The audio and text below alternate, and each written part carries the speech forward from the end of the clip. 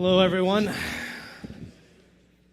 Joel Dietz from Swarm Fund. I think many of you have participated. Ooh, here with the captain. That's nice. Didn't realize I was going to have company on stage.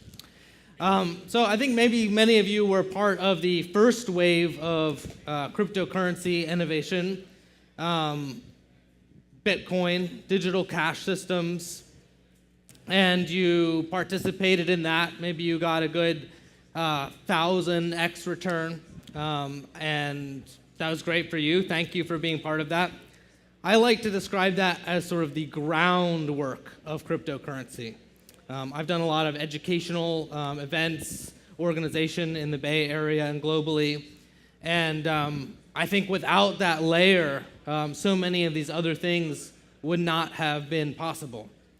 I personally was very involved in the early days of Ethereum, both as someone who participated in the crowd sale and helped build infrastructure and education around Ethereum. And if you participated in that with me, you also probably got a 1,000x return. You participated in what I would call the ocean stage of cryptocurrency, the initial ability to tokenize things, which, as I've noticed from the audience, many of you are trying to do today. And I think that's fantastic. And there were many of us who worked very hard to make that possible.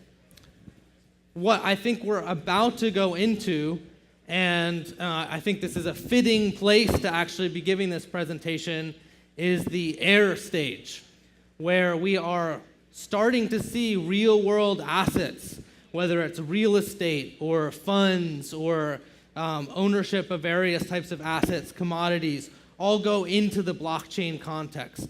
It's inevitable that this is going to happen in some way, and I think everyone in this room has sensed that we're on the verge of this third wave.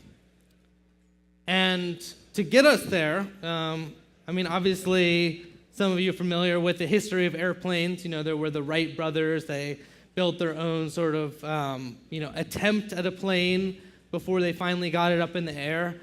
It's been a little bit difficult. You know, you need a number of things to come together for actually getting it in the air, flight. You need mechanical engineering. You need, in our case, and for many things, you need legal integrations in multiple jurisdictions. People who understand what Bitcoin and blockchain are and are maybe willing to be a little bit progressive and step out and sort of test the waters. And I'm happy to say that since the early days of Ethereum, that's something that our team has been working on.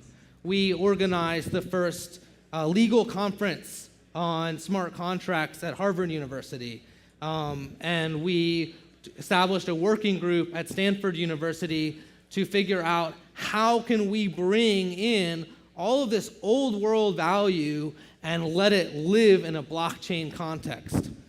One of the interesting things that we discovered along the way, and this is borne out by the SEC's recent ruling on the DAO, is that governance is a key component, because when individuals have the ability to directly participate, they actually are no longer passive participants, as is the case in many ICOs today, but they are actually active decision makers in the future of that platform. So with a team of an incredible amount of legal advisors, from the people who originally did the AngelList stocks, to the people who did the Spider ETF, to the people who did the first Overstock crypto equity offering, we are set to the hilt to actually take this wave and build a platform that is for real assets what Ethereum is for tokens today. And we're extremely thankful as well to have an incredibly talented team of partners in the mix.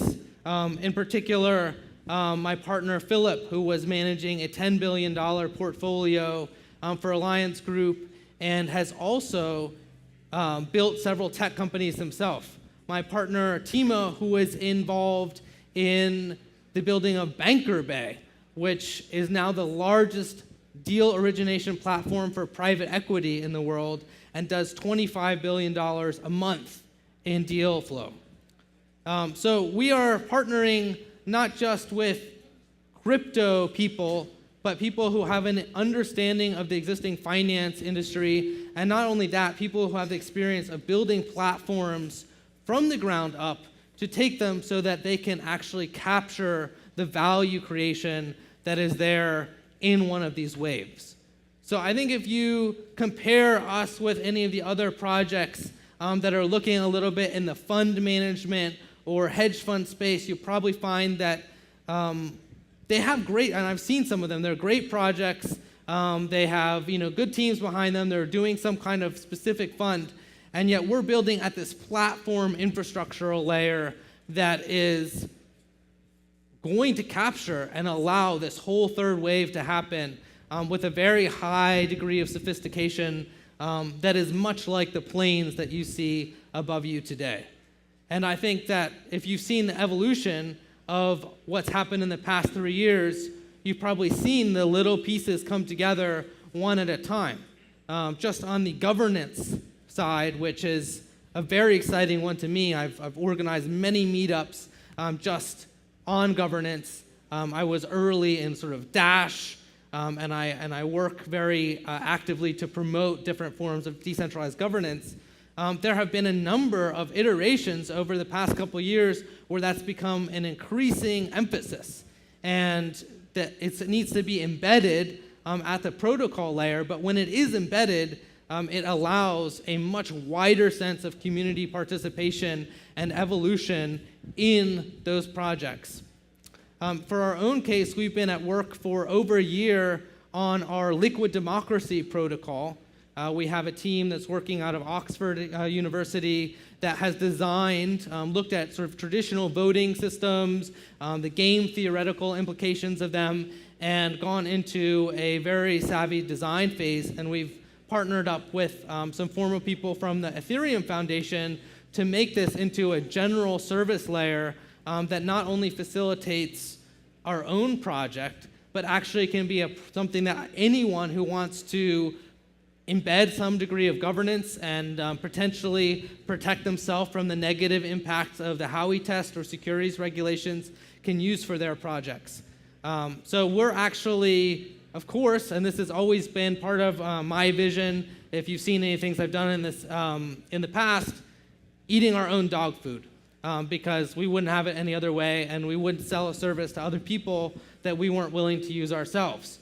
So immediately after our own token offering, which it's worth going into a little bit, all of the token holders will be able to participate in electing the board members of the organization. We're, as far as I know, the first organization that has ever done anything like that, and particularly taken people from the blockchain world and actually allowed them to control a brick and mortar, real world organization with those legal integrations. And if you just take a moment to breathe and reflect on that, this is a critical upgrade. It's a fascinating new change in how the whole world works today, because everything else is the regulators and other people from the old world looking in and trying to decide what should happen in this blockchain world. Is it allowed or not?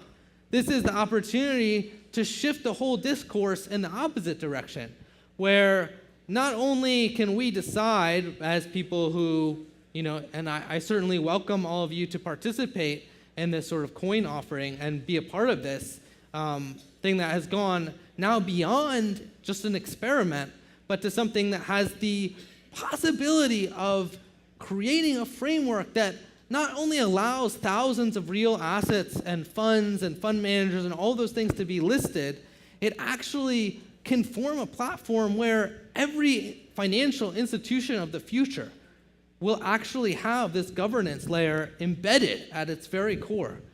And if you think about how the central banks of the world exist today, or how Wall Street exists, their whole ownership and governance system is very obscure. The Federal Reserve was set up after J.P. Morgan said, I don't want to actually be doing all the monetary policy for the United States. I don't like it. I'm the big banker dude, but I find it really annoying. How about we get a bunch of people together and create this Federal Reserve System? And so it was not something that had the democratic or embedded governance system of the future.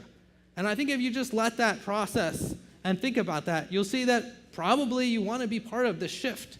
It's a shift that affects every aspect of society, and not only that, it's going to be the future, the third wave of blockchain. Thank you.